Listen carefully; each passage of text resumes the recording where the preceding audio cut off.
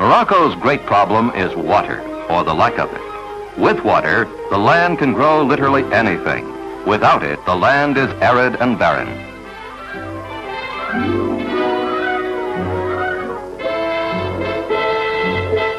To bring water to the Moroccan farmers, the government has already built 7 dams, among the most important in North Africa, and 3 more are under construction.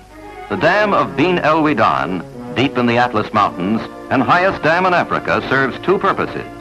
It controls the water of the El Abid River for irrigation, and it provides electricity for an immense slice of Morocco, from Casablanca to Oujda on the Algerian frontier. The water for irrigation is brought to the Tadla Plain, a great once arid valley north of the Middle Atlas Range, through huge canals. Through a complex of smaller canals, water stretches out in a grid across the plain, and through a series of sluices, it reaches the farmer's own fields. As a result, Morocco today has almost 500,000 acres of land under irrigation.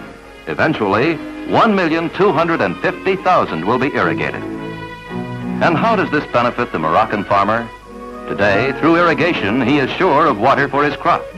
Instead of relying on the chance of rain or his primitive earth dams and canals, he can now raise his crops in security. He can vary them too, growing a variety and quantity he never before thought possible.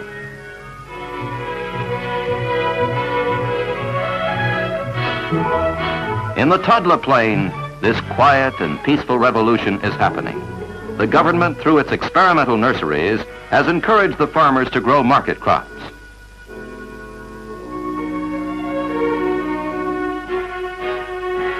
And prosperity is now in sight for the small crop farmers of the Tadla Plain. The small farms of the Tadla are still unmechanized, but in the wheat fields of the north, mechanized agriculture is an accepted fact. Here, the Moroccan farmer, either individually or through his agricultural cooperatives, has eagerly accepted mechanization. Thanks to the irrigation ditch, the patterns of Morocco's land are changing.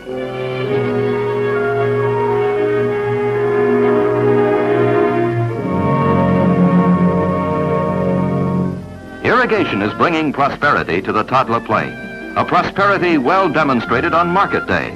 The marketplace, called the Souk, is in a town in the center of the irrigation project. Farmers and their families come to the Souk from miles around to sell cows or trade donkeys.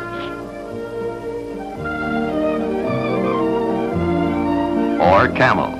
A full-grown camel can bring as much as $70. A baby camel, $20.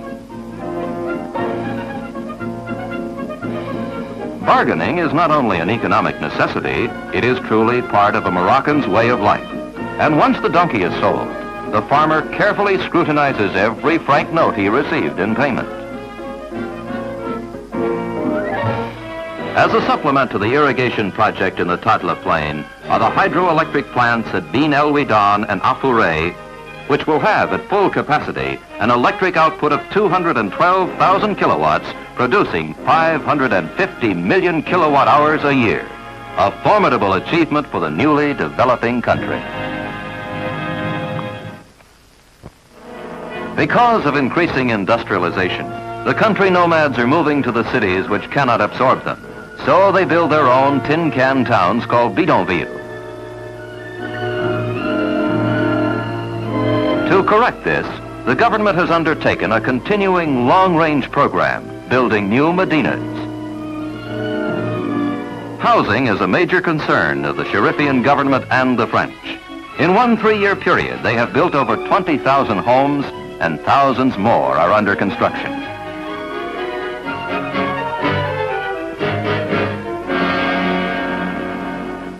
Morocco, which is about the size of California, has an excellent highway and railroad system, joining all the major cities. The capital of the country is Rabat. This city, which once was rich and powerful under the sultans of the 12th and 13th centuries, was restored to her former prestige by Lyautey, who chose Rabat to be the Moroccan capital, seat of both the Sharifian government and the Residency General. The new city of Rabat was planned by Lyautey. The capital is connected by rail, bus, and air with all of Morocco.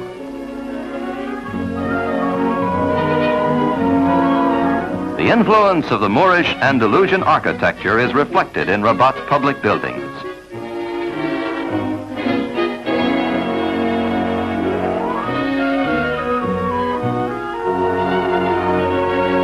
Rabat is a cosmopolitan city. Airmen from nearby American bases may even find a U.S. newspaper.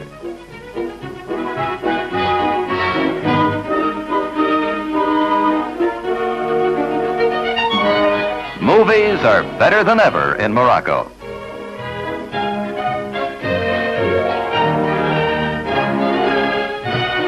In Phoenician times, the Cella, this ancient walled town, was a great trading center.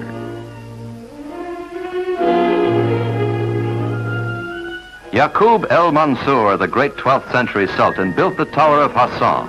It was to be a minaret for a great mosque. From the top of the tower, one can see the city of Saleh, once notorious as a Corsair republic and bandit stronghold. South of Rabat is Casablanca, biggest port in North Africa. Casablanca, which means White House after a pasha's palace, is a boom town, a busy, hustling city of commerce and industry, largest in Morocco, with 850,000 inhabitants. For the serviceman on leave, Casablanca offers many attractions. The mushroom growth of this city is due to its commerce and trade with the rest of the world. It has grown as fast as some of the boom towns of the American Southwest and is the most modern of Morocco's cities with its skyscrapers and new apartment houses. East meets west in the architecture of a Roman Catholic church.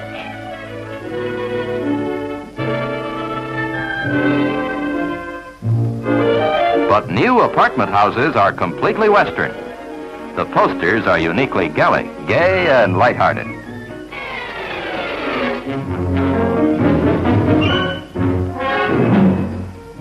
It is a city of contrasts, ancient slums against the background of 20th century buildings.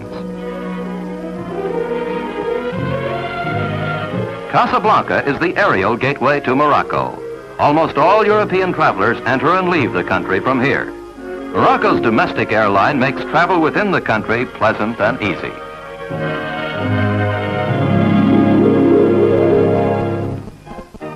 What can you see in Morocco? Well, for example, goats in trees. Yes, trees. These goats climb the argan trees to eat its nuts and leaves.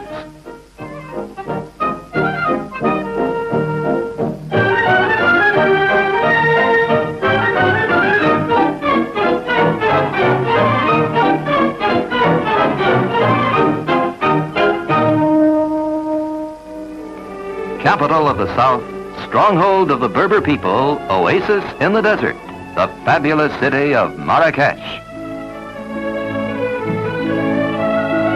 Marrakesh, the Red City, so called because its earthen ramparts are a warm reddish pink. Like all Moroccan cities, Marrakesh is surrounded by an ancient wall which protects its palaces and gardens, its 250,000 inhabitants. The city is dominated by the minaret of the Koutoubia Mosque, Morocco's finest.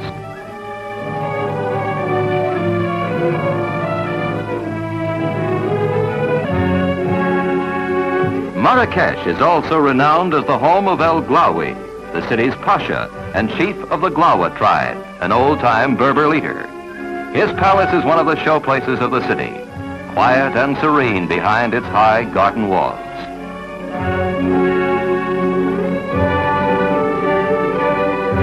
In sharp contrast is the Broadway of Marrakesh, Jama El Fana, which means the meeting place of the dead.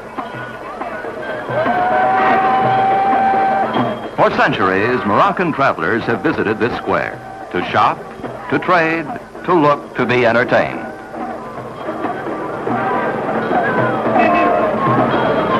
Here are sword dancers, singers, and snake charmers.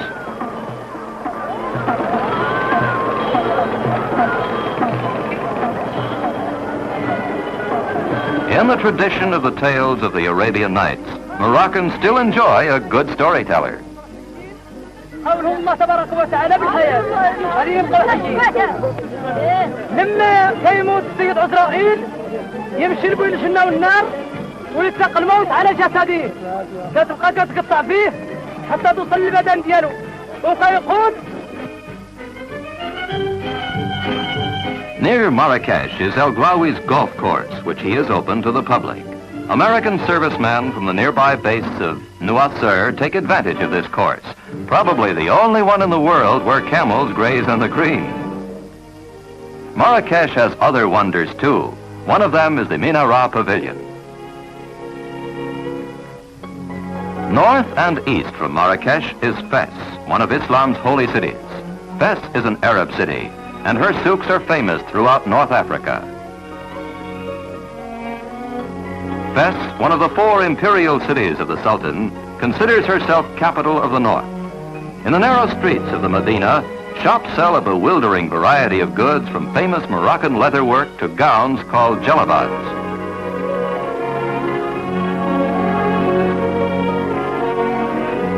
The government encourages Moroccan handicrafts at the Bata Museum in Fes. Here, traditional Moroccan arts and crafts are developed and preserved. A father passes on his knowledge and skills to his young son, cherishing an age-old art in a world which is fast forgetting old ways and old crafts. In the bookbinding shop, Fes workmen tool the incomparable leather for which their city is famed. The Moroccan people today are keenly aware of their country's great and colorful past. They know, too, that the present is a time of flux and change, that their partnership with the French will be put to the test. But they look forward confidently to a productive and fruitful future, a future built on cooperation between all the people, Berber and Arab, Jew and European, farmer and city dweller. And through this cooperation, they see before them a golden age for Morocco, where all the people can enjoy, in peace and security, the blessings of a happy life for themselves and for their children.